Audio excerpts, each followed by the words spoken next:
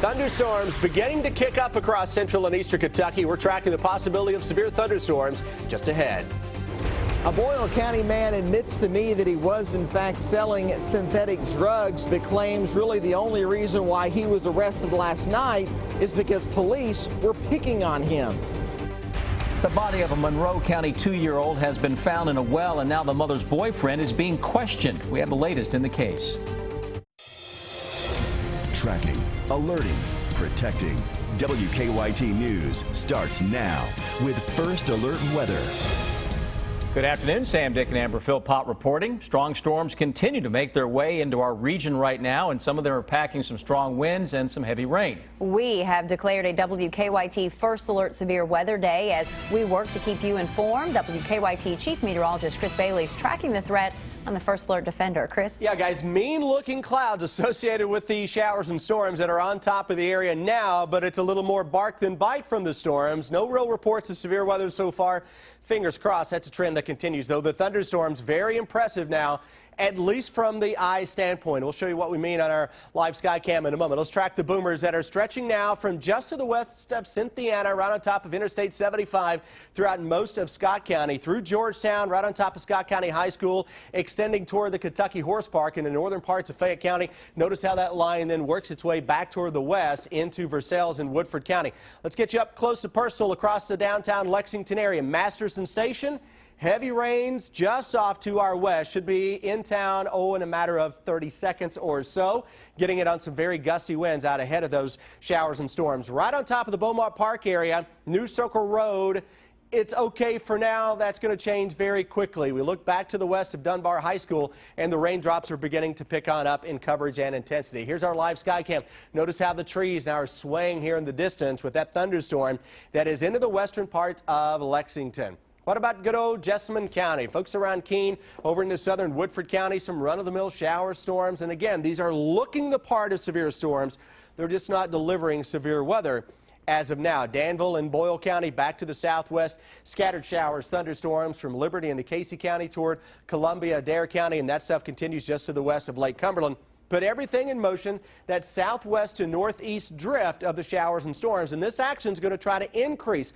Watch our future radar, how it blows up the showers and storms. Could be some very heavy rains coming from the cells, guys, as we go through the next little bit. But as of now, in terms of actual severe weather, so far, so good. That's a trend we're going to continue to watch. Chris, thank you. And if you have pictures of the storm or any damage, we want to see them. Just send them to eyewitness at WKYT.com or post them to our Facebook or Twitter pages. Deputies made a disturbing discovery during a traffic stop in Boyle County. They found 2 teenagers passed out and high on drugs when they pulled over a man on US 127 in Junction City. Deputies say the driver of that car, 19-year-old Zachary Jessless, was dealing in synthetic drugs. He told WKYT's Phil Pendleton today that police only arrested him to pick on him. It's just because Casey McCoy doesn't like me. Zachary Jessless questions why the Boyle County deputy targeted him Monday night, yet he admits to dealing in synthetic marijuana. I'm a middleman. All I do is someone asks me if I can get him in. I say, yeah, I can get you it. I go to get it. That's all I do. Monday night, police say they pulled him over a faulty license plate light, but once they looked in his car, they say they found 2 17-year-olds passed out and Jessless with a bag of synthetic pot. He's accused of selling them the drugs, but Jessless denies that. They were asleep, yes. I knew they were alive and everything, no. I knew they were safe. But police say the teenagers, one in the front seat, one in the back, were so unresponsive that they had to have EMS pull them from the car. Because we know sometimes some people just get too high, they want to sleep it off. Police charged Jessless with possession of synthetic drugs, drug paraphernalia, and unlawful transaction with a minor.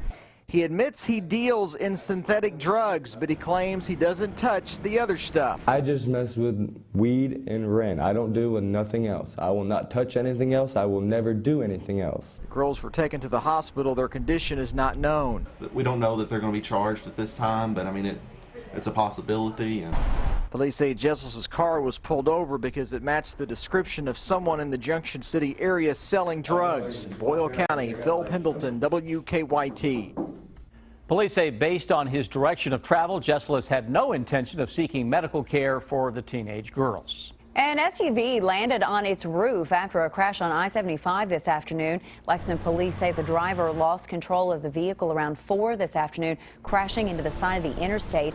2 people inside the vehicle were taken to the hospital. Their injuries were not serious. The northbound lanes of I-75 were closed near mile marker 99 while crews worked to clear the scene.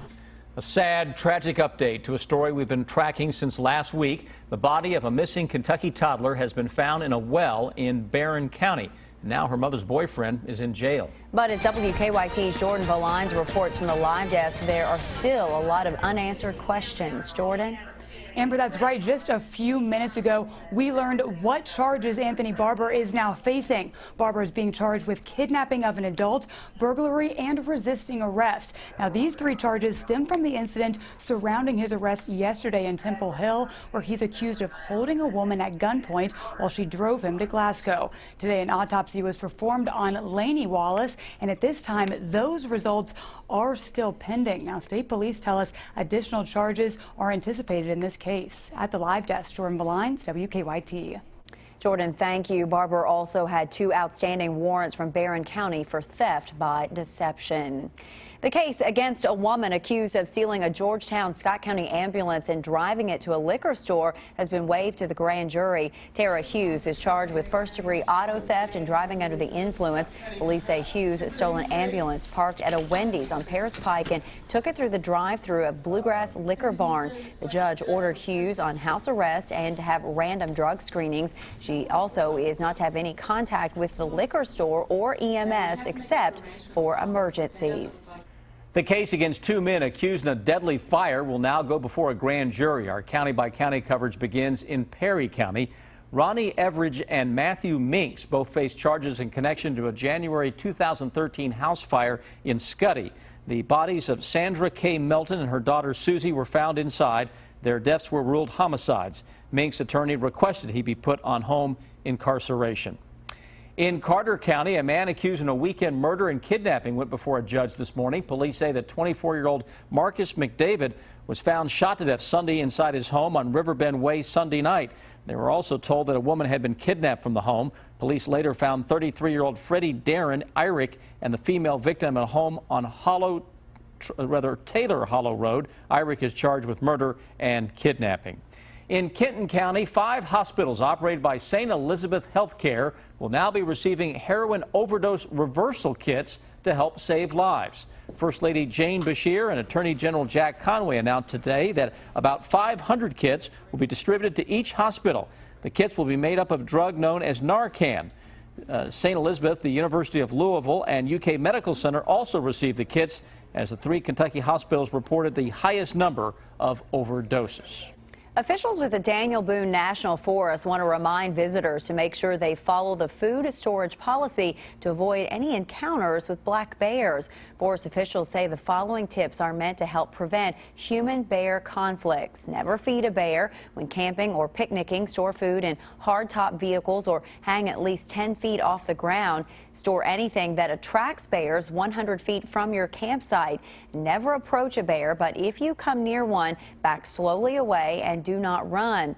Any conflict with a bear should be reported to the nearest U.S. Forest Service office. Work has started on a major road project to improve the Mountain Parkway. The first concrete was poured and crews are working on a new interchange at Gifford Road just west of Salyersville. The Mountain Parkway expansion is a 46-mile project that will widen 30 miles from 2 lanes to 4 lanes and extend the parkway by widening Kentucky 114 between Salyersville and Prestonsburg.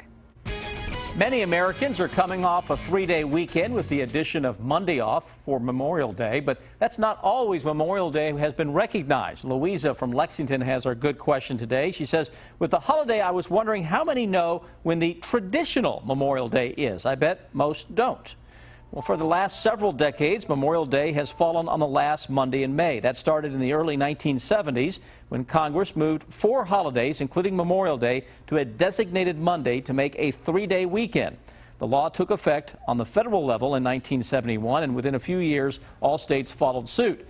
Well, some groups of Americans say having Memorial Day on the tail end of a 3-day weekend lessens its impact and its significance, and they want it back on May 30th.